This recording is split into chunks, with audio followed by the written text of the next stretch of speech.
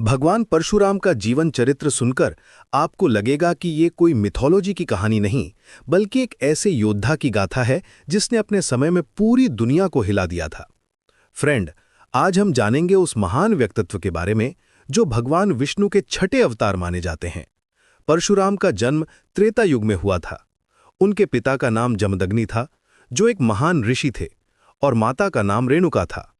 बचपन से ही राम में अलौकिक शक्तियां दिखाई देने लगी थी, लेकिन उनकी असली पहचान बनी उस फरसे से जिसे वे हमेशा अपने साथ रखते थे। इसीलिए उन्हें परशुराम कहा जाता है। परशु यानी फरसा। उनके जीवन की सबसे महत्वपूर्ण घटना तब घटी जब हैहयवंशी राजा कार्तवीर्य अर्जुन ने उनके पिता ऋषि जमदग्नि की हत्या कर दी।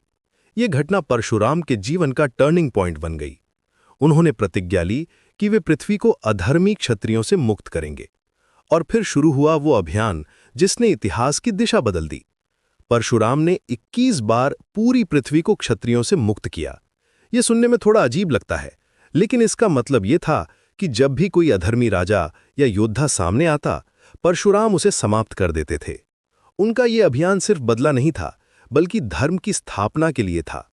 भगवान शिव से उन्हें अनेक दिव्य अस्त्र शस्त्र प्राप्त हुए थे। उनका फरसा इतना शक्तिशाली था कि वो किसी भी शत्रु को परास्त कर सकता था। लेकिन फ्रेंड, परशुराम सिर्फ एक योद्धा नहीं थे, वे एक महान गुरु भी थे। उन्होंने द्रोणाचार्य, कर्ण और भीष्म जैसे महान योद्धाओं को शिक्षा दी। परशुराम की कहानी में सबसे दिलचस्प बात यह है कि वे चिरंजीवी हैं। मतलब आज भी वे जीवित हैं और कलयुग के अंत में भगवान कल्कि के गुरु बनेंगे। ये बात हमें यह सिखाती है कि धर्म और न्याय के लिए लड़ने वाले व्यक्ति कभी मरते नहीं, वे हमेशा किसी न किसी रूप में मौजूद रहते हैं। उनके जीवन से हमें यह सीख मिलती है कि अन्याय के खिलाफ आवाज उठाना जरूरी है। चाहे सामने कितना भी बड़ा शत्रु हो, सच्चाई और धर्म के साथ खड़े रहना चाहिए। परशुराम ने दिखाया कि एक व्यक्ति अगर दृढ़ संकल्प के साथ धर्म के पथ पर चले तो वो पूरी दुनिया को बदल सकता है। आज के समय में भी परशुराम का चरित्र हमारे लिए प्रेरणादायक है। जब भी हम किसी अन्याय को देखते हैं तो हमें याद रखना चाहिए कि हमारे अंदर भी परशुराम जैसी शक्ति है, बस जरूरत है उसे जगाने की।